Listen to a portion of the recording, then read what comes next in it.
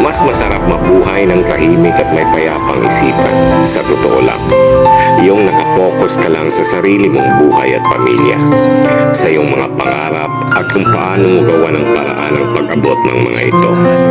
Yung tipong di ka nakikipagkompetensya sa iba, kundi sa sarili mo lang.